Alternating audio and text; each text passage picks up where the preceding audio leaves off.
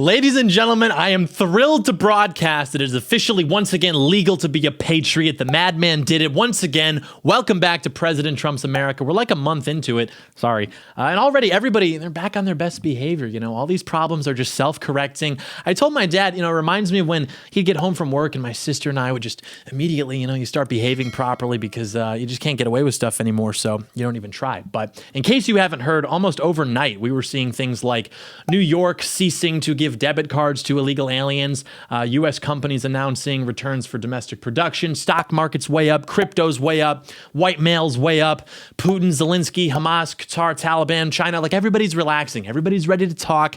Everybody wants to make a deal. And our king is the artist. Yeah, correct. It's time to make a deal. You will kneel to the presidents of the American empire, and I want to gloat.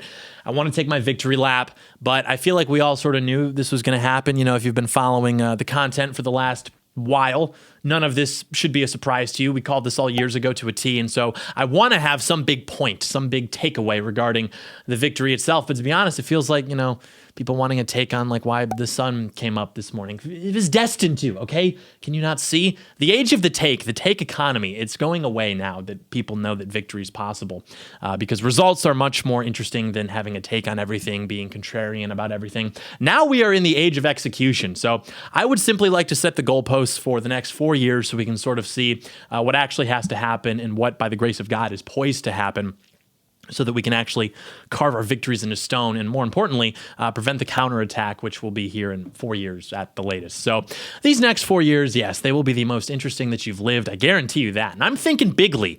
I want to turn 4 years into 40 years. Well, how do we do that? You're a smart guy. It's very simple. Our job for the next 4 years, simply put, is to disrupt the ability of these people to obtain and consolidate power. And we do that by attacking a few very important issues in particular, which are the pillars of like the whole system. Like if they don't have these things totally under their control, then there's no way that they win. And these pillars are, as we've talked about forever, immigration, the quality and the quantity of the people presently executed leads to where we are now. Elections, who gets power, how that's legitimized, presently executed leads to where we are now. The administrative state, the deep state, managerial state, whatever you want to call it, what happens with that power, who gets punished for challenging it, who gets paid to facilitate all of that, presently executed again, leads to where we are now. And lastly, health. Also, sort of related to the quality and the quantity of the people, I suppose. So yes, presently executed leads to where we are now. So these are the columns that we're attacking. These are the things that the Trump coalition appears to be prepared to attack. And so we will be discussing all of this in great detail along with some other things. And to maybe clarify, add a footnote to that, I guess somewhat randomly, we covered this in the conservative culture video. Health is actually a more important factor in determining what people believe rather than like the material itself, which is taught to them in school, throughout media, etc. It's not 100% of it, but I'll say it's a lot easier to get a well-turned-out person to reject nonsense and trust their instincts than it is to get like maladjusted people to align themselves with reality. So yes, there are a lot of things that are important in the American mind, media, education, the opinion curating institutions, as it were. Very important too, obviously. But the scope of that project is going to be much larger than 4 years. I'm sure that progress can be made with it in the next 4 years. But if I had to choose what to spend my capital on, I'm putting a majority of my eggs in the aforementioned baskets. The military too is obviously very important. So we'll discuss that in a little bit. But I put that actually in a separate category from those other 4 issues being immigration, elections, health, and the administrative state. So we're going to talk about a lot of very important things. But first, really quick, we have to provide a very special Patriot thank you to one of President Trump's top patriots, one of his hardest working supporters, and that is from Scranton, Pennsylvania, Joseph R. Biden. You may remember 4 years ago, I donned a Joe Biden for President t-shirt because I thought it would be funny. And I've been tortured by this because, then he ends up getting inaugurated and I'm like, what have I done? What powers was I toying with? Why didn't I understand this? And so for years, all these things are happening and I'm beating myself up. I couldn't sleep. I'm like, does this count as one of my career misses? I want to keep being able to count my misses on one hand. And so adding one is a big deal, obviously. But then if I miss on like the accounting of my misses, is that in itself a miss? If it's off record, doesn't even count. Like I'm losing a lot of sleep over it. It's the type of anxiety that even a MyPillow can't disarm. Now I see the funny side. I was just supposed to trust the plan all along. That was the deal. And he came through. He did it to help President Donald John America. I mean, look at that smile. He's just an old crook. He doesn't give a shit about any of this. He barely knows what's going on. You can't hate the guy. And I promise, I'm not just like saying this now. I never had it in me to get on camera and just really just like get mad at Joe Biden. Obviously, I don't support anything that the Biden administration did, but I also don't believe that Joe Biden had any say in any of it. So like, yeah, I never really hated the guy. He's just a sleazy old crook, an old school con. He knew that what was going to happen between 2020 and now was going to happen, whether it was him as president or Elizabeth Warren as president. Obviously, whoever wears the title doesn't matter. It's all going to be puppeteered anyway. If you wear a blue tie, maybe you get to spend a little bit more on infrastructure. You wear a red tie, you might get to pass a tax cut. But ultimately, there is a way that these things go, especially at this stage where it's 2020. And you're now trying to stop the ascent of Donald Trump because the stakes are very high because he's the only legitimate threat to your power. So yeah, you go mask off with the completely open borders and the hundreds of billions of dollars for other countries and whatever. So with Biden, he just wanted to be president. He's done. He's worked his whole life in politics. He pivots to the woke stuff for a few years to nab the presidency. He's always hated these people anyway. He knew that what was going to happen under his administration was going to happen whether or not he was the president. He knew that he had no power to stop it, as did everyone who was criticizing him, like whatever. And so, yeah, now he gets to retire to the land of classic Corvettes and ice cream. And in the process, he put Kamala Harris on the ticket against the wishes of Barack Obama and the Democrats as one final FU. And that ultimately helped Donald Trump get elected. He's putting on the MAGA hat. He's calling Trump supporters trash, just like tanking an already terrible campaign. And then the second that Trump wins, all of a sudden, he's more coherent and energetic than we've seen him in the last 3 years. We read you loud and clear, Mr. Biden. These are the elite Biden political skills. For better or worse, he is a veteran of the swamp. These kids just don't know how the game is played, Jack. And Joe Biden, like, he probably agrees with everything Trump campaigned on. You know, he goes more progressive with the party because he wanted to be the president, but I don't think he actually buys into any of that stuff. And in a way, Joe Biden actually has more integrity than the reporters. Like, they're the ones still pretending that he was ever the president. They're asking him little questions about his little plans and his little policies, and he's just like threatening to assault them. He's like, what are you doing? We all know what this is. I'm in the final sprint. I'm almost a soft serve. Corvette land, USA. Just shut up. Can try hard. I'm a Joe Biden patriot, okay? More importantly, I'm a Donald Trump patriot. And as a Donald Trump patriot, we can never forget what happened in 2020. And the truly enlightened position is to know what happened in 2020, but also be kind of happy that it did. Like, Trump had to have this happen to him. We needed 4 more years to smoke these people out. We needed fall 2022 where he had 0 allies. Everybody was turning on him as the lawfare against him kept building up. And now you look at the dividends that whole nightmare has begun paying. And suddenly, like, yeah, you're kind of at peace with it. It had to happen this way. It's all perfect. So is Joe Biden a bad guy? I think that's the wrong question. Did Joe Biden do something to make life harder for the bad guys? And better yet, was it funny? Like, we know the answers to those questions. It's one of those things where people are like shocked that Robert E. Lee is in heaven. Like, maybe some libtard, goes to, and they go to hell and they find out that Robert E. Lee's not there. But then, some other characters from the textbook maybe are making an appearance there. It's like a similar dynamic. Like, some of you who at first glance seemed to be loyal MAGA patriots are actually going to be imprisoned in the crystals for hundreds of thousands of years. But then Joe Biden, of all characters, has actually escaped this fate. He's earned his retirement. All right, I put Kamala in the race so she'll tank and won't be around in 2028. I'll hold out in office so she can't become president before losing. That should buy you some time so we don't ever have to have a woman of color as president. Thank you, sir. We'll take it from here, and we will be taking it from here. And we're not going to forget what happened, even though we maybe prefer that it did now that we're over the line. And Trump hasn't forgotten, by the way. Not at all. No, I mean, he did his whole campaign wearing the hat that said 45 through 47 embroidered on the side of it because he knows he won. And his advisors probably told him that he should relax that rhetoric, which frankly was a good call. Again, you have to remember how much of the average person's identity, especially political identity, is simply just separating themselves from anything that they deem to be low status. And unfortunately, questioning democracy or whatever is unpopular. So you can either not care and lean into it and hurt your chances of winning, or you can ignore it and then just put the symbol up to let your supporters know that you haven't forgotten and then focus on what actually helps you win. It's that simple, really. Like, we can change people's minds, but we need power and time to do so. Donald Trump has once again been the only political figure in our lifetime to give us power and time. So let's maybe give him the benefit of the doubt, please. But yeah, anyways, he's like, fine, but I'm going to put it on all of my hats. And sure enough, 45 through 47, baby. Like, he genuinely believes that he occupies this new category of being the true, the one recognized president, 46, and he will change and return to being both the true and recognized president, 47. So we have 45, 46, 47. So true, Mr. President. What a perfect analysis. And you may remember I made a video talking about the stakes of this election and why if we lost, it would be so over for Patriots. And I made a video talking about what would happen if Trump didn't stay in the White House House in 2020, what the Biden administration would do, and that was all correct. Many forget this, but in 2019, I called what the Democrat ticket would end up being in 2020 with Joe Biden and Kamala Harris. I've, of course, made videos talking about Trump, his movement, what all of that represents. All of that has, of course, been correct. It's my job to be correct. It's what I do. We have to feed the baby birds, but it can't just be slop. So now we are setting the goalposts for the next 4 years. This is what needs to happen. This is what the focus is. We're buying time. We no longer have the Brandon administration sticking a knife to our necks, you know. The deep state perhaps got a little shallower. Right? We're preparing for the counterattack and we can't lose our progress. There is zero room or time for subversion. And so there is absolutely no quarter to anyone who is disloyal to Trump. And that doesn't mean like, oh, you know, you criticized Trump for this thing one time, so it's like over for you. Maybe. It's just, that's just what has to happen to people who exhibit poor behavior. Like, it's not personal. It's just we have to take ourselves seriously. And if you're untrustworthy, if you can't be counted on to behave, to like perceive reality accurately, much less align yourself with it consistently, like write your Substacks, make your content, do whatever, but you have no future in politics. And to be honest, I've been doing this anyway, quietly behind the scenes for several years now, basically gatekeeping anybody who is disloyal to Donald Trump, because I understood that for whatever reason, they could not be counted on to understand why at that time we had to support him as our best option, whether they were more interested in money or clout or opportunities, they had a personal vendetta.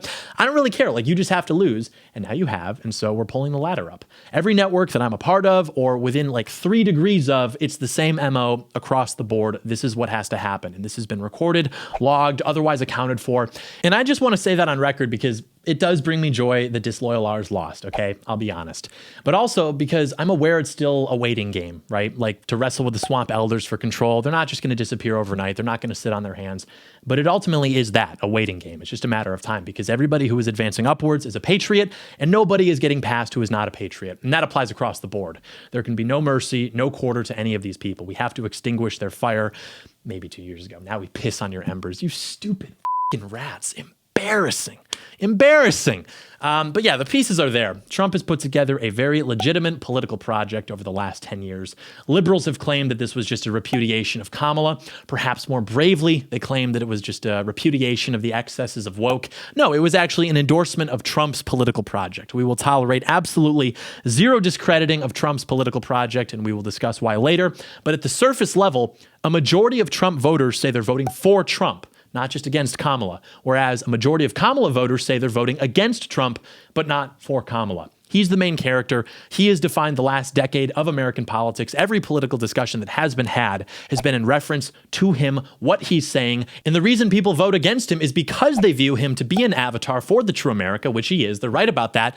And they just hate the true America, and so they hate him. Moreover, he outperforms everyone else in the GOP. There is no GOP without Trump. Trump won the popular vote, but Republicans barely hold the House. Trump won all of the swing states, and Republican senators couldn't pull it off. Voters only turn out for Trump. Otherwise, they just check out. DeSimps couldn't take this into account. Neocons couldn't take this into account. These are not real people. There is no post-Trump GOP. The GOP is dead, in the water. This is Trump's party now. And he's been given both the popular and the divine mandate to rule, and we all saw it. Think about how many people are only involved and excited because of Trump. And everything had to work out this way. We had to have the fortification in 2020, Biden, and then Kamala, Elon Musk being pushed to posting "my son is dead. He was killed by the woke mind virus," the persecution of Trump and RFK Jr. being kicked out of the Democrat Party. It's all worked out. We have the Oval Office, we have the Congress, we have the Supreme Court. We are now the news. Thank you, Patriot Elon. It all worked because Trump's model works. If there's one thing that makes people mad, it's telling them that their model has to work. What do you mean I can't just get everything I want right now? Like, they freak out. They can't do it. But we will soon be talking about this a lot in regards to why people want to resist his success, why they're wrong, especially about social conservatism and abortion and foreign policy and World War III, all that stuff as it pertains to the Trump model. He just wants you to win. And still, they resist him. So we must teach these people how to win. And, you know, I'm relishing in the success that we've had already, but we have to keep moving. And I've been impressed by Trump's team. You know, it feels like weeks are happening in days. People were just ready to jump right out of the gate, you know? It's kind of like an arms race. Like, Like, we start gaining with the Hispanics. George Soros goes and buys 18 major Hispanic radio stations. We take over Twitter. They propose more legislation to like bankrupt Twitter, or even in the case of Europe, just ban it outright. We win the presidency. Democrat governors create like some interstate compact preparing to combat any actions Trump may take. Like, examples go on, but that is for another time. Right now, congratulations. You made it back to Trump's America, Patriot. We've heard a lot about you. You're doing a great job. I don't want to sour the mood, though, or anything like that. I don't want to be a Debbie Downer. But the reason this is good at all is because we can hit the ground running. And part of that means that we have to think about the big picture. And what is the big picture if not an opportunity to win big? That's right, Patriots. The Yuletide season is upon us. The decriminalization of American patriotism has occurred, and our cool friends at Undertac are taking things up a notch. You have a chance to win $100,000 while you spend money on products. That's your favorite thing. This is the art of the deal. This is the perfect time to stock up, especially since half of all Christmas shoppers buy socks and underwear as gifts. You can be a part of something. Won't that be a nice change? So our cool friends over at Sierra Whiskey Company, the makers of Undertac, they make the world's most comfortable tactical boxers, rugged EDC shirts, ultra tough socks. They've partnered with Shared Sweeps to give you the chance to win $100,000. Here's the math. For every dollar you spend, you earn one entry into the $100,000 sweepstakes. Some even give you double or triple entries. The more you shop, the better your odds. You can earn up to 10,000 entries just by buying gear that your family needs and loves already. Just use the code DOYLEWIN at checkout. That gets you entered into the drawing and an extra 10% off site-wide as well. So whether you're grabbing Undertac boxers, 50% more moisture wicking than cotton. By the way, cotton sells on suicide watch. Or buying the American-made socks, hoodies, t-shirts, you'll be entering to win big. Go to undertac.com, spelled undertac.com, undertac.com, offer code DOYLEWIN for 10% off, and start earning entries today. The giveaway ends December 31st at midnight. See site for details. Like I said, somebody's going to win, and it may as well be a Doy boy. Very epic. We continue. Yes, we must consider the big picture. We must acknowledge the timeline. People always say things like, if climate change alarmists really believed what they were saying, then they wouldn't buy homes so close to the water that they predict is going to submerge them. Yes, that is true. Likewise, since we believe the words we're saying, we have to act in ways that reflect that. So we can't get too caught up in the day-to-day outrage of whatever. And we have to remember that we didn't actually win yet. I don't know when exactly it'll be time to declare victory, but it's certainly not when we're 4 years out from a counterattack that we know is coming, and that will make the last counterattack 4 years prior look like a game of tag. And this will be like running of the bulls, just total stampede against Patriots. So yeah, it feels nice not to have a knife pressed against your neck. Sure, you should enjoy that. You deserve to. You deserve to feel sovereign in your own country again. It's yours. They can't have it. We want to extend that feeling, but only a certain fraction of the population is capable of even perceiving the threat of imminent libtard reaction. And since that's us, we have an obligation to prevent it, because that knife is going to come right back. It wants to, it plans to, it will. And so we have to stop it. And we've got 4 years to prevent that, or at least disarm it to something less than fatal, because it's not like they're just going to sit on their hands for 4 years. It's not like they're going to just reconsider their positions and maybe become more moderate because the pendulum and they went too far. They're not driven by truth or good or anything separate from resentment. Like, that's all it is. That's all it's ever been. And if anything, they think that Trump winning is just a vindication of the existence of this evil white supremacist state. And then the moderate remnants are actually the problem, because they were telling them that wasn't real. And so we have to purge them and become even more radical. So yeah, there's a Patriot takeover in our party. There is a feeder kid takeover in their party. The ascendant feeder kid class versus the swamp elders. And those people are going to be an even bigger problem for Patriots, as we've discussed at length. So just like we said when they threw Kamala in the race because she couldn't get any big names to be her vice president, something that's unprecedented, by the way, like she was denied by like 8 people.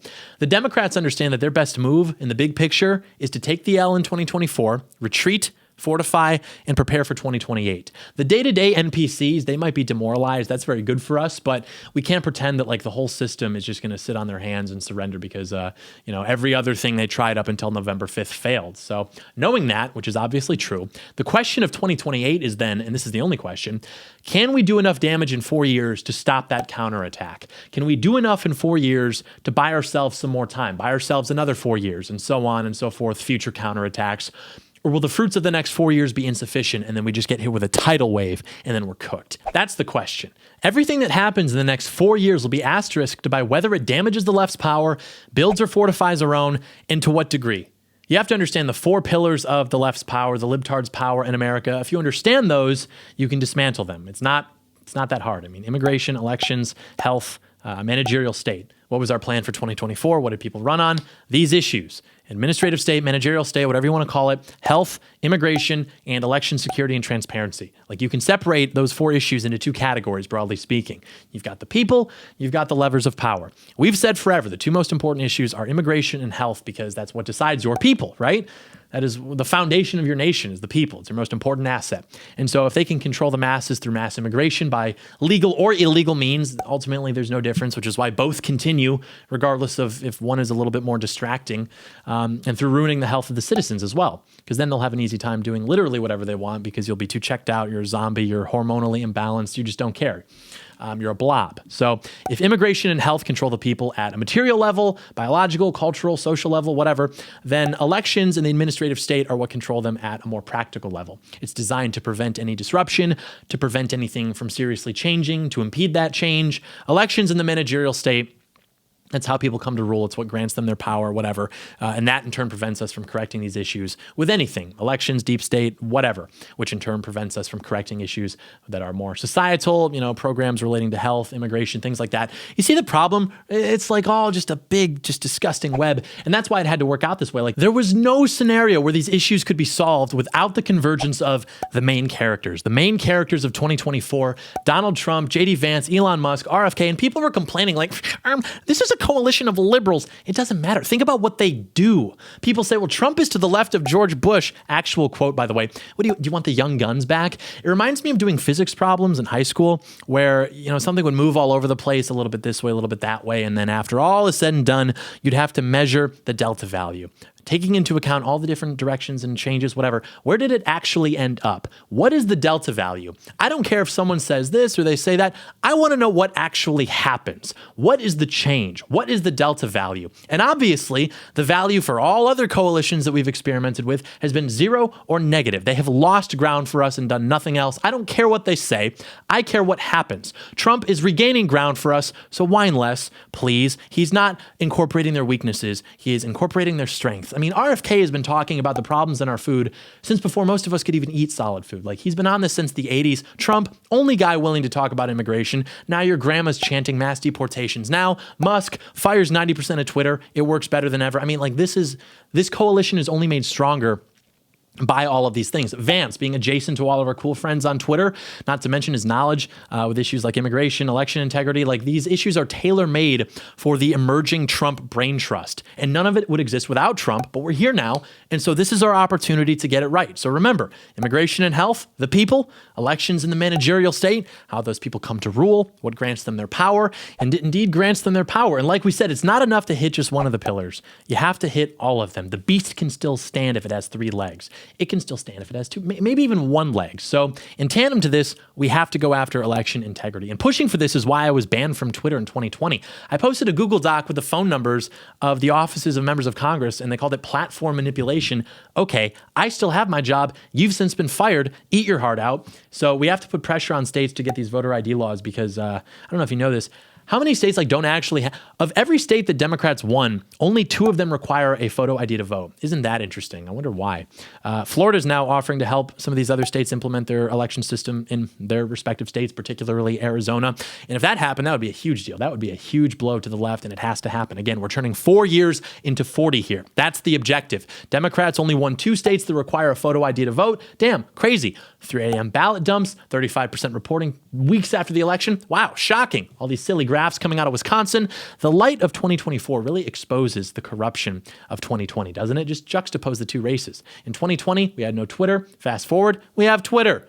Strategizing with Britain to kill Elon Musk's Twitter is what the left is doing. I'm back on Twitter, libtard, like we're recapturing hills. We're going to capture more hills. We're going to win. Obviously, we talked a lot about health and discipline. Throughout the years, we've talked about how there's a reason that all of the most fanatic leftists, the Antifa mugshot class, just kind of look like that. And it's simply that communism is a biological phenomenon. And if you want to prevent the creation of this militant underclass of dysgenic freaks, well, then you have to stop manufacturing biological predispositions to becoming a dysgenic freak because of chemicals which are disrupting the natural development of these people. I mean, this is biological, this is chemical, this is all warfare against Americans. And if you're only producing maladjusted people, well, then you're only going to have maladjustment throughout society and deep resentment of anybody who has, by the grace of God, escaped that fate from those maladjusted people. And of course, a lot of this ultimately falls on you as a member of society to be productive and self-regulating and responsible. But we also have the right and authority as a governing entity to stop the fluoride, to get rid of the xenoestrogens, the endocrine disrupting pesticides, the estrogen in the tap water from the birth control, microplastics, which we're all ingesting like a credit card's worth of every week, all of the above. And who better to lead that than RFK? Like, we're going to make America healthy again, and we're going to do so by holding accountable all of these corporations and all of these people who have been poisoning our civilization for their own gain. We know they do this. They laugh while they do it, like they plan to get us hooked on destructive drugs, food, vices, so they can just make a profit because they hate us, whatever. Like, the opiate crisis literally occurred because companies knew that the federal government was never going to take too much action too quickly if a bunch of white middle Americans were getting hooked on drugs and having their lives and their livelihoods destroyed. Steve Saylor can tell you more about that, but that's literally true. But all this must end, or else we are going to die. We will die of decadence. We will complete our degeneration. And again, in order to pull this off, we have to go after the state, whatever name you have for it, theater, kid, occupied government. We're all describing the same thing. And these are the pillars. They should be discussed in greater detail as we have done throughout the years. But the reason it has to go is because it exists as this big, disgusting, corrupt patronage network with no accountability, no incentive to hold anyone accountable. And in fact, they're only paid to selectively hold people accountable, weaponize against opposition, and then basically do nothing else in the meantime. And this is key to understanding our state, which is that the separation of powers can only work when each separate power has an incentive to check another power because it represents a separate and competing interest in society. That is not the case now. Any branch of government, any NGO, any media company, anything public or private, they all have the same interests. Call it ideological tyranny, call it whatever you want to. That's how it functions. They may execute these interests differently because they are different things, but directionally, it is all the same. Categorically, it is all the same, and certainly they're all aligned against you. So it doesn't really matter what the mission statement is, what the tax filing is, if it's public or private. At the end of the day, it's all the same. The regime machinery, it's been built in the last 90 years. It's developing these networks, governments, universities, research facilities, NGOs. They all come from the same elite circuit. They have no competing interests. And by design, there's no accountability. It's got to go. And we discussed this at length in, believe it or not, the video about theater kids taking over the government, theater kid occupied government, as it were. But let's briefly talk about the military, because we said we would, and it's too important to completely neglect from the main pillars totally. The reason that the military has become so feminized, despite its purpose ostensibly being to embody the opposite of that, the reason that they put out the woke propaganda, the reason that they mandated the shots, all of that is done as a proxy measure or proxy measures to purge patriots from the military, to discourage them from joining. Your experience as a man in the military is less enjoyable. There's more bureaucracy. You're dealing basically with HR like you are anywhere else in the country. The woke commercials, those aren't done because they actually think it's going to increase recruitment with those types of people. It's done to decrease recruitment, but from a very particular type of person, being American patriots. They want fewer patriots in the military. And the shots are the same thing. They understood the people who are most likely to oppose those are people who are, and therefore leave the military, are people who are most likely to be American patriots. It's not a perfect move, but it's an effective proxy. It generally works. And importantly, they maintain a plausible deniability. And that stuff, for the most part, really accelerated after a certain day in January 2021. I remember by the end of summer 2021, it was everywhere, this kind of stuff. But naturally, when they took control of the White House, they wanted to consolidate military power because obviously it's good to have the military under your control, not have to deal with any potential, dissension within the ranks, which is why we're covering this too here. Moreover, people are genuinely insane, and they really do believe the nonsense that they peddle for the most part. They really are just in this perpetual fear that behind every corner is literal fascist Hitler, authoritarian, evil bad guy, uprising imminent. That's why you appoint the freak shows to run these organizations. It is a repellent. It says, patriots, you're not welcome. Patriots need not apply. We've ruined everything cool. Go home. And we're highlighting this in the military, but the federal government has been doing things like this for decades. These kinds of proxy campaigns against patriots, all of the above. The takeaway being that if you had told me in 2016 that in 2024 we would be on track to get a defense secretary with a Deus Vult tattoo, I would have been over the moon. From the flag on my wall to the interior of the White House, it's been quite a ride, hasn't it? Oh, to be a loyal MAGA patriot for the last 9 years. I've spent virtually the entirety of my adult life working to forward the cause started by this man, and it's even better than I imagined. And you sort of notice, too, these issues all kind of blend into each other, like immigration affects elections, which affects immigration, which affects the administrative state, which affects health, which again affects elections. Like they're all arms of the same beast. The issues within themselves contain a sort of check on the other. Like if we fix elections but not immigration, then it won't matter because our votes will be diluted. If we correct for the managerial state, but not for the health of our citizens, then it won't really matter because we're all going to be so like fat and fried out of our minds that, it won't even be a country worth governing in the first place, which is where we're headed. We have to do it all. Immigration, which as I've said is the most important issue. It's the issue of our age. If we don't get that right, it's lights out. Western civilization, we say bye-bye, mass deportations. You've seen that Trump and his administration are actually like escalating it. They're not letting off the gas at all. And I mean, why would they, What do they have to lose? It is such a politically successful issue. Like, why would they do that? But you notice, and this is how deep the rot is, even though it's such a politically successful issue, the president, the vice president, they got into the White House off of it. Still, members of their own party are refusing to talk about it. They're silent. They won't name the issue. It's like, why would they do that? It seems like a win-win to me. And of course, it's just because anybody of the establishment must facilitate the facilitation of that establishment, which is done principally through the immigration consensus, now disrupted immigration consensus because of Donald Trump. Because this would improve the lives of so many people, of almost everybody, at least all Americans, because it bleeds into every issue. So if executed correctly, it could actually allow for Republicans to survive the typical midterm election loss. We have thin margins in the House. We could even end up gaining seats, given how bad things have been, how quickly things would improve under President Trump, as they already have begun to, obviously. And he's not even inaugurated yet. Also, the left is demoralized. TDS has largely been eradicated naturally by the immune system. It's just not as animating as it was in 2018. I really think you'll be pleasantly surprised at how little Americans actually care about mass deportation of criminal aliens when, everything just around them seems to be getting nicer. It feels like America again. And it'll pay for itself. It'll make so many jobs. Yeah, fixing the immigration problem will create more jobs, not just by opening jobs presently filled by illegals, but because of the Patriot manpower required to conduct the house searches. It's going to be this generation's job program. That's a joke. That's a joke. No, it's not going to create jobs because people would volunteer. That's also free money. They say if you do what you love, you'll never work a day in your life. Sorry, Henry Hazlitt. I've grown up. I don't want to play with you anymore. I've grown up and suddenly I like these government jobs programs. So yeah, we got Stephen Miller drafted. He's been one of the most vocal critics of mass immigration dating back to even before Trump's ascent to power. I mean, back when he was a staffer for Jeff Sessions. So he's going to be made deputy chief of staff overseeing immigration policy, all these other things. So you've got that going. That's epic. You've also got Tom Homan, the skull crusher. He's been designated the border czar. And famously, when asked what his thoughts were on separating families, he was like, unnecessary. They can simply be deported together. That is epic. We're a big fan of that. Former ICE official. He was, of course, head of ICE under the last Trump administration. He's an immigration hawk.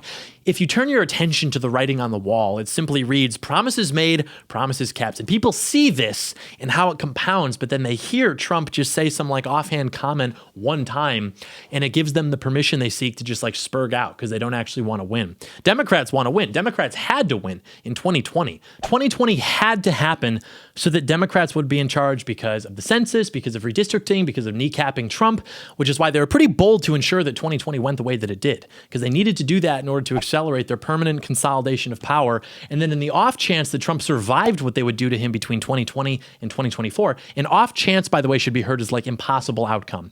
Well, then the task of undoing the damage would be too great, and then we would have no shot of reversing course, provided that we even got a Republican back into office in 2024 who wouldn't even be Trump. But the idea that it would be Trump was considered impossible. They actually thought that they could stop him. As we talked about in the video about the stakes of this election, they needed to accelerate the permanent consolidation of leftist rule in this country, which was at most a decade away. And looking at 2022, the red wave didn't show up. Red wave didn't come in for a lot of reasons. People, of course, at the time wanted to blame Trump for this because they were trying to wrestle control of the party away from him.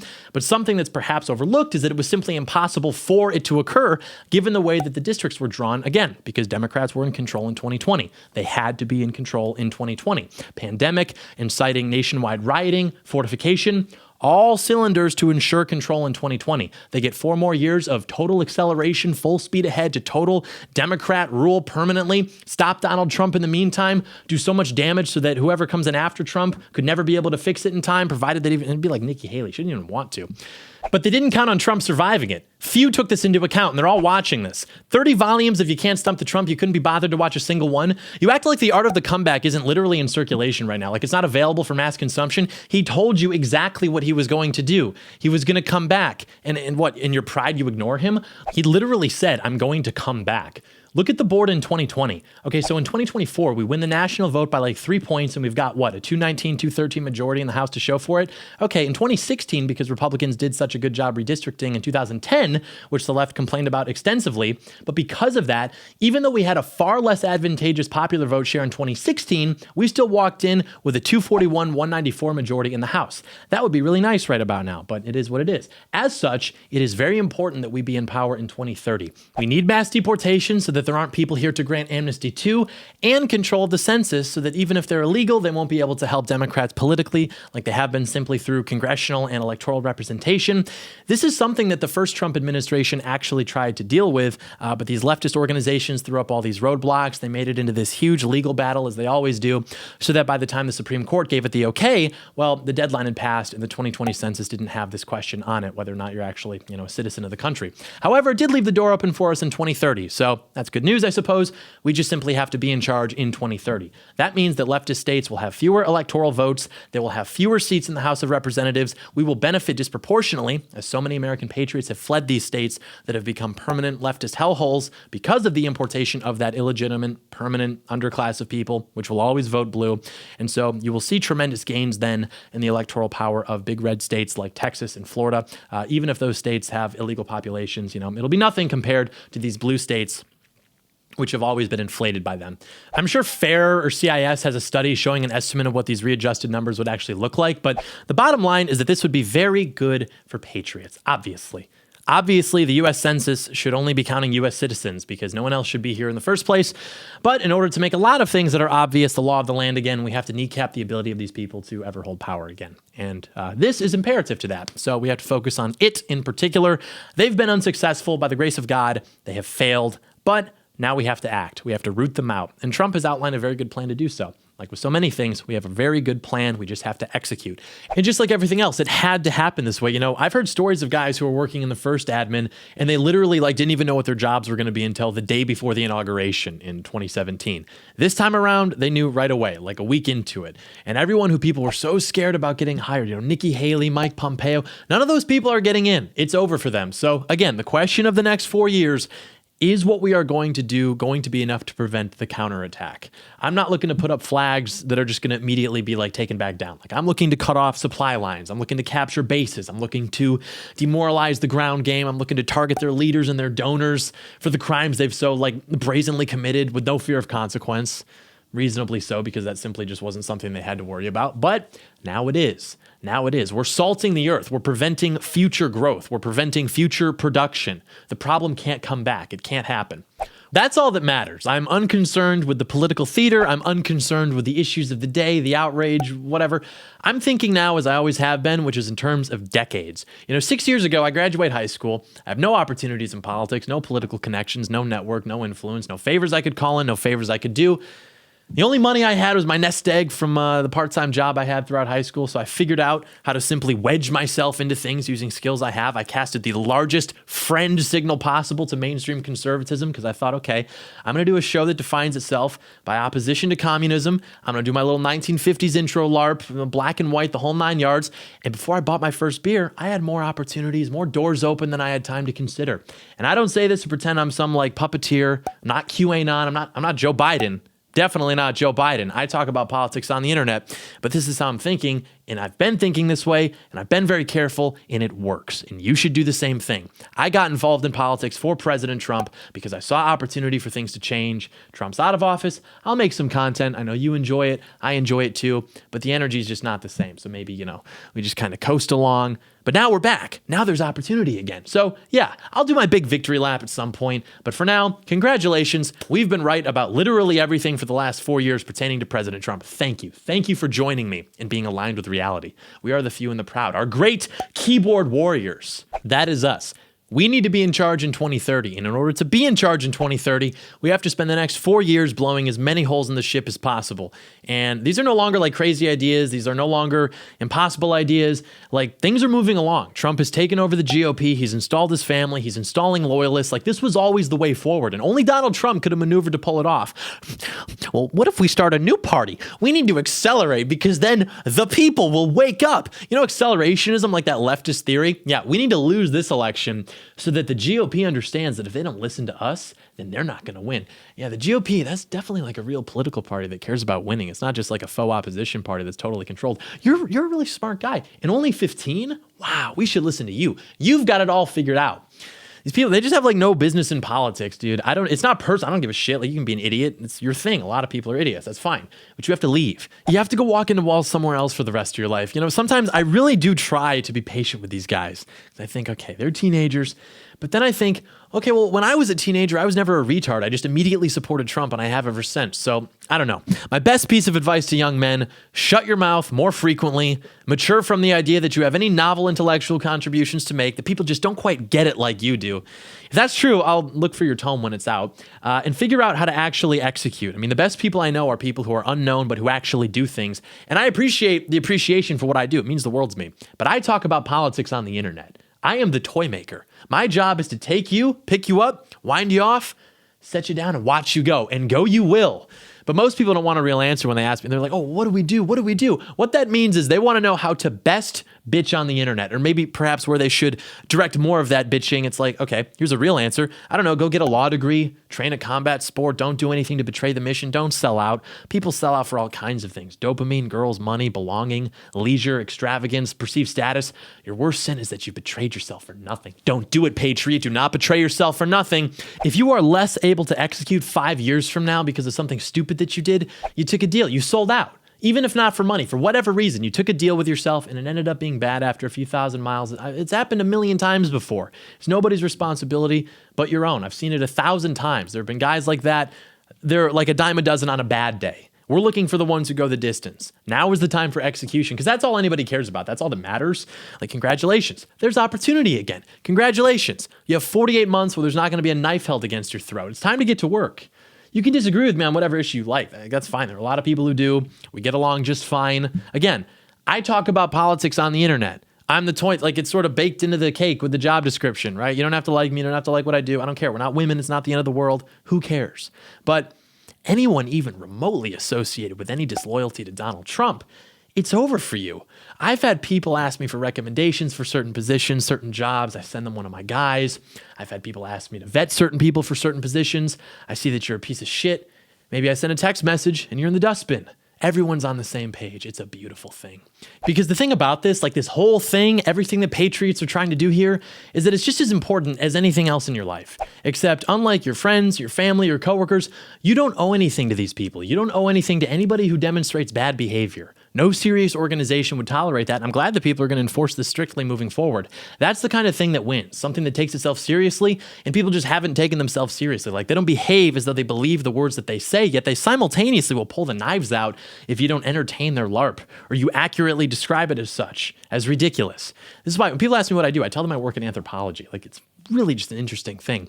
But the stakes are too high for this nonsense. Like, any serious person should have looked at the primary campaigns against Trump, realized we're not in a good position, obviously, to move on from Trump. If it weren't for literal divine intervention and the Democrats running horrible candidates, we might be in a very different position right now. The best predictor of future behavior is, of course, past behavior. Disloyal R's have no future anywhere. You lost. You decided to be a subversive idiot, and now it's over for you. Ideas have consequences. Haven't you heard? Haven't you done the reading? But for loyal MAGA patriots, this is our victory. We earned it. It was for us. Finally, something that was supposed to happen did. We won, and this is a novel feeling for young American patriots. Most of our problems for all of our lives have just been like people ruining everything for us because they're resentful.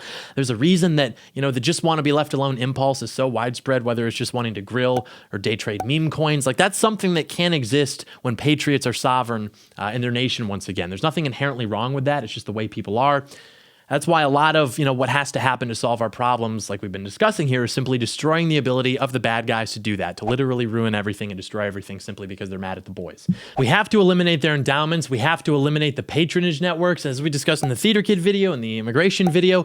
We have to destroy their political viability at every conceivable level, every conceivable scale. We have to regain control of the discussion, its parameters. We have to climb out of the abyss, back up the slippery slope, and now we have an opportunity. Of course, nothing is guaranteed, but we have an opportunity, and that's all we've ever asked for anyway. So yeah, it feels good in the sense that things were allowed to play out as they were intended to without interference or illegitimacy or parasitism. No, we were just allowed to cook. It felt like it wasn't supposed to happen. It felt like we were really getting away with something. And then finally we hit. Finally, we beat the house. Finally, we're in the game. We're out of the cage. Thank God. It's just a much different energy than it was in 2016. In 2016, it had never been done before. Like, there was an energy and everyone could tell it was special, but nobody knew if it could go anywhere. Even if you felt it, you knew it, you bet on it, seeing it actually happen was incredible. I remember calling everybody. Everybody was calling me. Now, I probably spoke to 5 people about it. Like, we're celebrating, everyone's happy, but the energy is much more focused. Like, yeah, Trump won, time to fucking work. Trump won, great, let's lock in.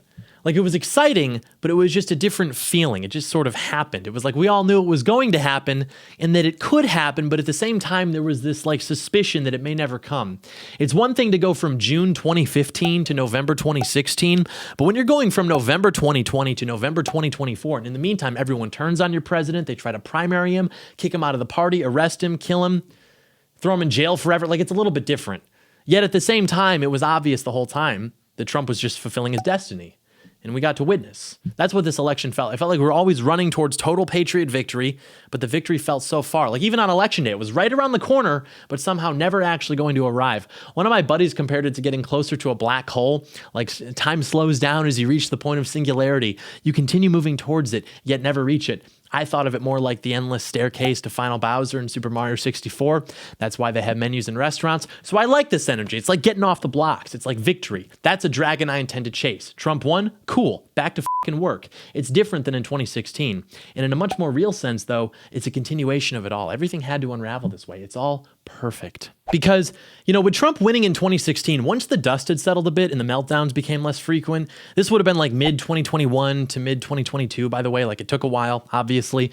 But eventually, the narrative of the Trump election was that Americans just bought into this con. They were just like the poor Trump University people that we had to hear so much about. And maybe they bought into the rhetoric and the anti-establishment sentiment. But then they realized, okay, this is all foolish. We had our little protest. Now we have to put the adults back in charge, as they said with the election of Joe Biden. That's obviously not true. It's just further efforts to delegitimize Trump and everything that his movement understands, channels, and is about.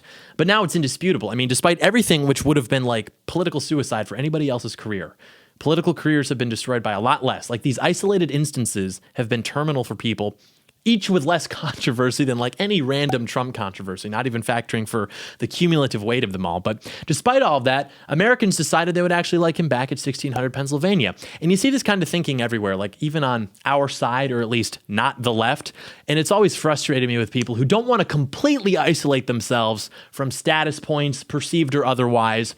When they would speak about Trump, it's like, they were agreeing with the media's characterization of Trump, but they just wouldn't take it all the way there. Not to the extent of really stepping on any toes. They don't want to be ostracized from the social benefits or the career benefits that come with having the correct opinion.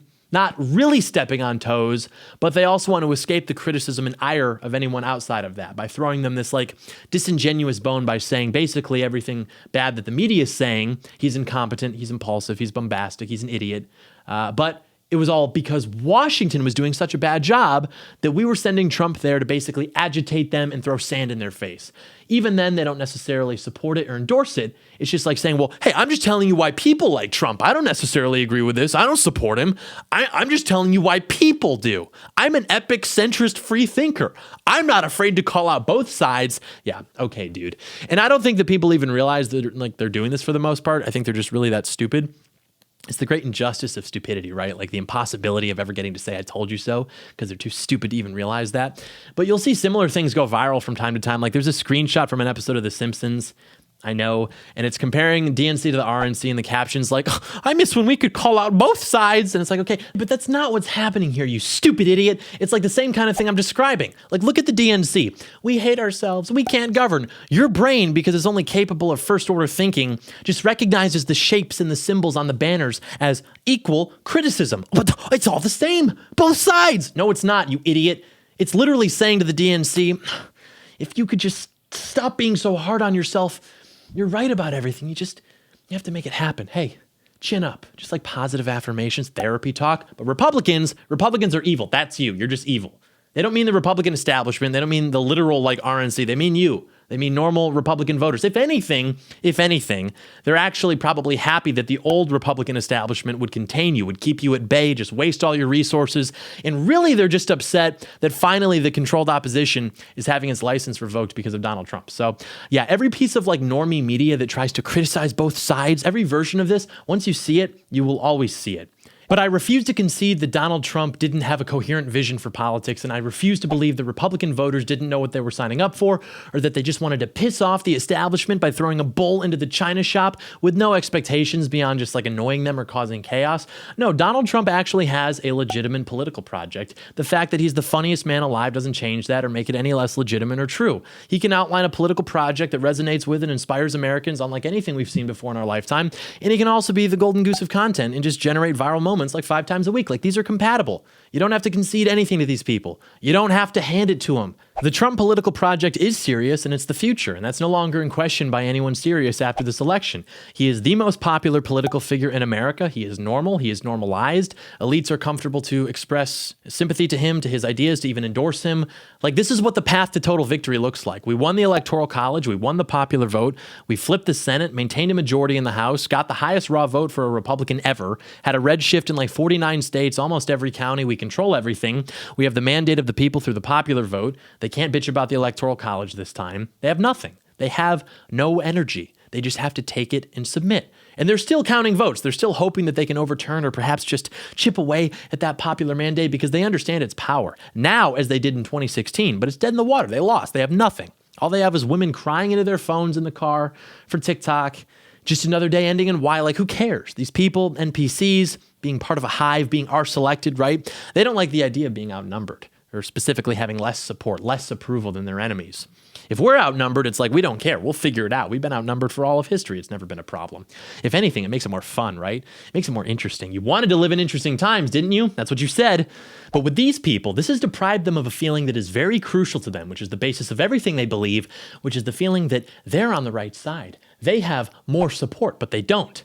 And in 2016, immediately after Trump won, but he lost the popular vote, they used this to immediately begin their efforts to discredit him and to delegitimize him as the president. And then you had Russiagate, everything else, so on and so forth. But now in 2024, he's more legitimized than ever. He's more legitimized than he's ever been. He's more legitimized than anyone's ever been. Okay, so what do you do with that popular mandate? What do you do with 3 wishes? You wish for more wishes.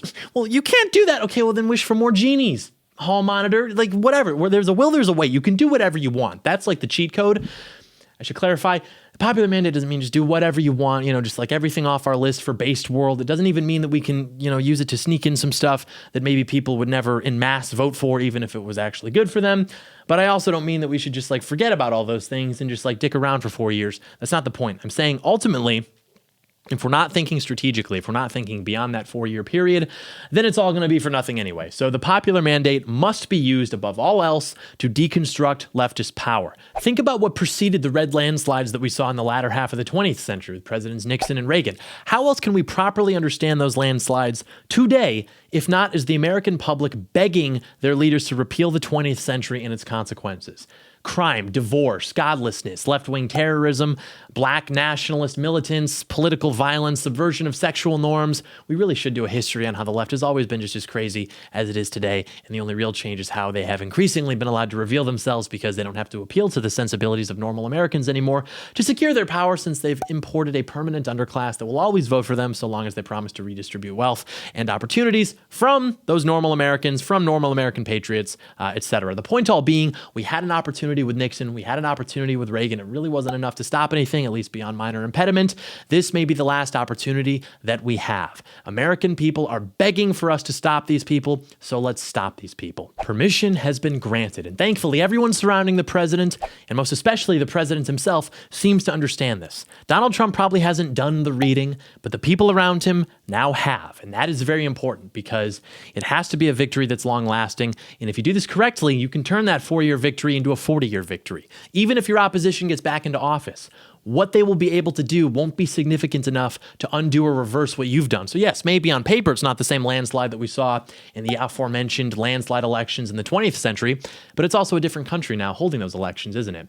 We'll put it this way. If you only counted the votes of those whose families were actually here during those, please God, make the 20th century stop elections, those landslides, in a race between Donald Trump and Kamala Harris, I'd bet you'd see something pretty similar between those maps, right? Because they didn't actually win the debate. They just changed the people judging it. They imported them. So Trump still manages to win in 2024, and people still don't want to accept this as a victory because some people can only conceive of eternal loss because they themselves are losers. So even if something presents itself as a victory, it must actually secretly be a loss, and we just have to ad hoc figure out why. Even if people said they wanted Trump to win, well, they also really just wanted to blackpill and spread unhelpful, demoralizing sentiment about, guarantees of fortification 2 occurring. But the thing with that is that it would actually be too devastating to the trust in institutions for them to fortify again. And they do require at least a little bit of that, a little bit of plausible deniability to where normal people might be like, oh, wow, I guess things really are just normal and fine. Because in 2020, we had race riots and lockdowns, and even if those were all, yes, caused by Democrats, the average voter doesn't possess the agency to separate that feeling of agitation from the head of state. He just says, well, grass is greener over there, and ultimately it becomes a referendum on the incumbent president, even if he literally had nothing to do with it and actually tried to stop it. So, yeah, I knew he was going to win in 24, but the other side of that is that I knew that they wouldn't stop it from happening on that day of decision. People were hearing me say that Trump is going to win, and they assumed that I hadn't factored for a repeat of 2020, like I wasn't there. Oh, won't they just fortify it again? Sure, there's always a little bit of that going on, but 2020 had to go for Democrats. It was strategically imperative for them to win 2020 for the reasons we've covered pertaining to the acceleration of their absolute power consolidation, subsequent crushing of patriots. So I said then what I say now, which is that the question of 2024 has never been, oh, well, can Trump still win? They knew that that was always a possibility, an inevitability. Otherwise, they would not have gone to such public and extreme measures to try to prevent it at every step of the way. The question of 2024 has always been, can we, in these 4 years, do enough? It's that simple. The fight for them was always much less about the actual campaign. It's always going to be much more about while he's in office, because we're not getting another Trump. If they can portray his legacy of one of failure and inaction, that will just demoralize patriots. Not to mention, we can't exactly afford 4 more years of bleeding. But the good news is that the writing on the wall, again, suggests victory. We have loyalists being installed everywhere whose jobs are solely to execute the agenda of the president. We didn't have that last time. Much less right off the bat. Is it all perfect? No. Is it a good sign at least? Yes, actually. The popular mandate, the divine mandate. Thank you, libtards. I now see why it had to be this way. I love you. And for those keeping track at home, he did this on the back of the most right-wing platform in modern American history. But he didn't say all the based things that I say. Look, dude, if you want to get up there and be Chungus Moral Man number 7, go right ahead. Everybody's really brave when it's time to annoy the gays and the feminists and the atheists, all the fun performative stuff. Nobody had the balls, though, to go further right on immigration, on crime, on national identity, ending the forever wars, ending gay race communism until Trump, and he won doing it. Before Trump, people like to say the right thing, get up there and talk about, I'm going to get up here and say the right thing to do, but they were all controlled, and so all that actually happened was we lost ground and we lost time, and then the intel from that was, wow, we're losing. It must mean we have to stop talking about the issues that actually matter. Like the identity of the nation that we supposedly seek to conserve. Like Bush got 39% of the Hispanic vote, and this was Christmas morning for the GOP. The read on that was, wow, we really should probably stop talking about illegal immigration and the border and lean harder into family values talk. Look, our next nominee, Jeb Bush, he even wrote a book about it. Okay, well, Donald Trump told me that Jeb Bush only believes that because his wife is Mexican, and then he got a larger percentage of the Hispanic vote anyway, while calling for mass deportations, by the way, so cry about it for a favor. We've said it for years, When you say what your key demographics want to hear, you're going to do better because not only will you get them to turn out high, but you're also going to isolate issues which Democrats just have no answer for, such as immigration in this case, because insofar as people have a problem with immigration and view it as an issue, it is because of the open border that Democrats have caused and that Republicans were happy and able to ignore before Donald Trump. Pandering to ethnic interest does not work because you're not going to out-pander the Democrats. So it's like, okay, if I'm that voter, why would I take diet gay race communism if I can just vote how I've always voted and how everyone in my neighborhood votes and get full gay race communism? Like, what's the point there? Also, I don't know if you know this about Hispanics, but they kind of hate each other. Mexicans want the Guatemalans to go back. Colombians want the Mexicans to go back. A lot of Mexicans want other Mexicans to go back. I mean, talk about a standoff. What a ride it's been, right? I remember being so frustrated with the way things were going in 2020 and the way that typical conservatives were responding to what I was saying about them. And it felt like I was being contained in this sort of like beautiful loser mentality. So sometime in 2020, I turned my fire towards these kinds of people, and it really resonated with people. And everyone was like, so true. Okay, what's next? Obviously, you have to start a movement. Hey, man. Hey, right-wing e-boy. You should start a movement like we learned about in school. I remember thinking, I was like, dude, what do you mean start a like?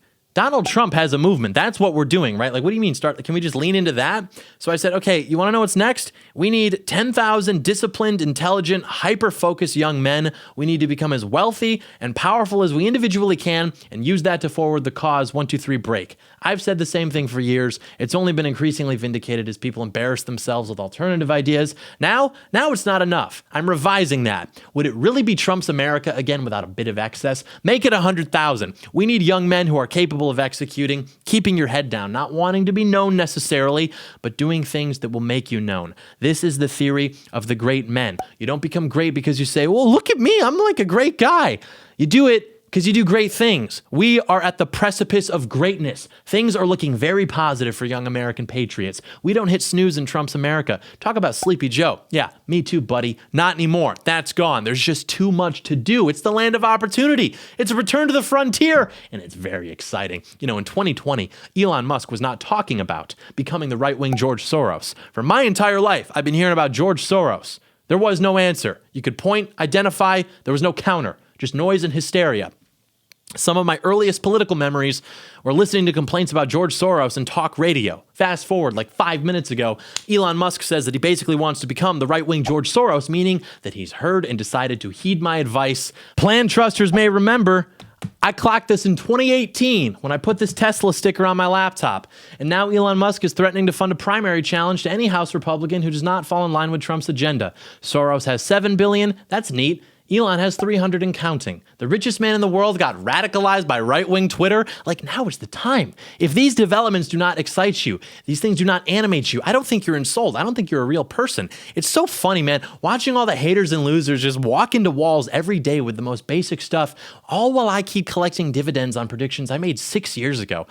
Maybe one day you'll get something right, And the reason I predicted Elon Musk sooner and more accurately than anybody else is simply because I understood that this is a guy who has world historic ambitions. It may appear leftist coded because he dabbles in EVs and people might skits out about chips and brains. Maybe that's all true.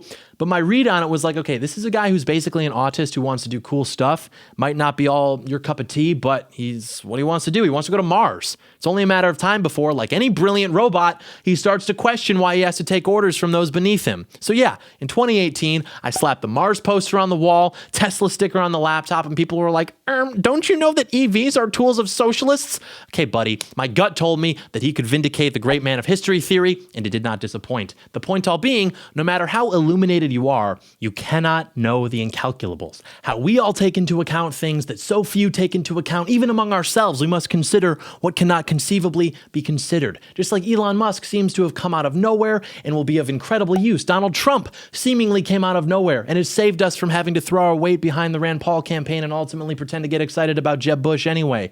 There will be things in the next few years which will seemingly have come from nowhere. Let's lean into that. You want to accelerate? Okay, accelerate into that, smart guy. AI, everything is possible now. We are in a transformational period. Trump is the emperor. We have the levers. We just have to wield them. Mainstream British newspapers are talking about mass deportations, remigration. We are now normal. We are becoming the establishment. That's not a bad word. That always had to happen. You want to go be the edgy outsider for your entire life? That's fine. You know, I want to keep pushing until the American normie becomes based again. That's what your grandfather was, simply because we will have restored our ideas to being normal. Like, that's how we create more opportunities for the future, set ourselves up for a post-Trump era in the sense that we continue along the vector that he set. And we can do that because everything that needs to be done can now be reasonably hitched to Trump and to the White House. Nothing's crazy anymore. Anything is possible. Crazy?